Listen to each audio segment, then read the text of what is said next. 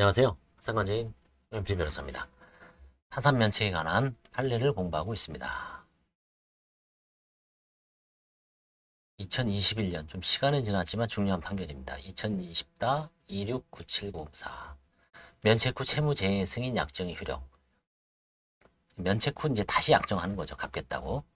피고는 개인 파산 절차에서 면책 결정을 받고 그 결정이 확정되었습니다. 이후 피고는 파산 선고장 채권자의 원고에게 차용증을 작성해 주었고 원고는 차용증에 의해 피고를 상대로 대여금이 상환을 구하고 있습니다.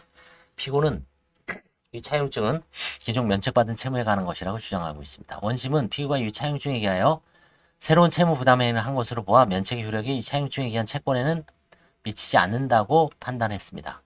관련 규정.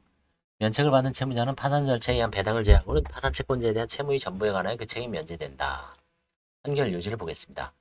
면책 결정 확정 후 파산 채권을 변제하기 위한 채무자와 파산 채권자 사이 합의, 이를 재승인 약정이라고 하죠. 그러니까 면책제도의 취지에 반하거나 확정된 면책 결정의 효력을 잠탈하는 결과를 가져온다면 그 효력을 인정하기 어렵다. 나아가 채무 재승인 약정의 효력을 인정하여 판결을 통해 집행력을 부여할 것인지 여부를 판단할 때는 면책제도의 입법 목적에 따라 위 약정이 채무자의 회생에 지장이 없는지 여부가 충분히 고려되어야 한다. 즉 채무 재승인 약정은 채무자가 면책된 채무를 변제한다는 점에 대해 이를 충분히 인식하였음에도 자신이 자발적인 의사로 이 채무를 변제하기로 약정한 것일 뿐만 아니라 위 약정으로 인해 채무자에게 과도한 부담이 발생하지 않는 경우에 하나의 그 효력을 인정할 수 있다.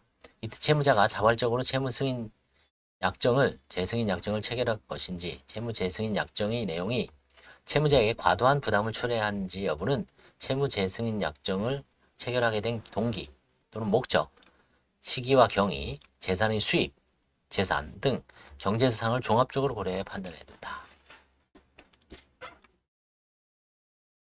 채무재산법 566조의 면책은 채무 자체는 존속하지만 파산 채무자에 대해 이행을 강제할 수 없다는 의미입니다. 책임 소멸설의 입장입니다.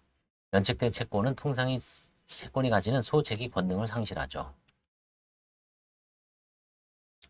면책은 보증채무의 부정성의 예외로 채무자에 대한 보증이나 물상보증에 대한까지 영향을 미치지 않습니다.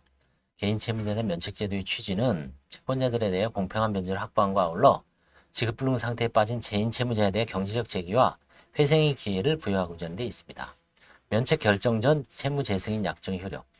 약정은 유효하나 그 새로운 약정에도 면책의 효력이 미친다고 합니다. 그래서 이로 인한 채무자가 실질적으로 개인회생 채무와 동일성이 없는 완전히 새로운 별개의 채무라고 볼 만한 특별한 사정이 없는 한 원래 개인회생 채무와 동일하게 면책 효력이 미친다. 요거는 면책 결정 전 채무 승인의 약정입니다. 면책 결정 후 다시 갚겠다고 한 효력, 제한적 기준으로 엄격한 기준 내에서 유효성은 인정됩니다. 1. 채무자가 자발적인 의사로 약정하는 것일 것. 두 번째, 채무자에게 과도한 부담을 가하는 것이 아닐 것. 채무자가 새로운 이익 획득을 위해 구채무도 함께 처리한다는 사정이 있을 것. 대상 판결은 두 가지 요건의 구비 여부에 대한 추가 심리가 필요하다고 하여 파기환송하였는데 파기환송심에서는 다시 심리하여 채무 재승인 약정이 유효하다고 판단되었습니다. 다시 상고되었으나 파기환송되었습니다. 그래서 채무 재승인 약정은 원칙적으로 유효하나 두 가지가 필요합니다. 채무자가 자발적 의사, 그 다음에 채무자에게 과도한 부담을 부과하는 것이 아니어야 합니다.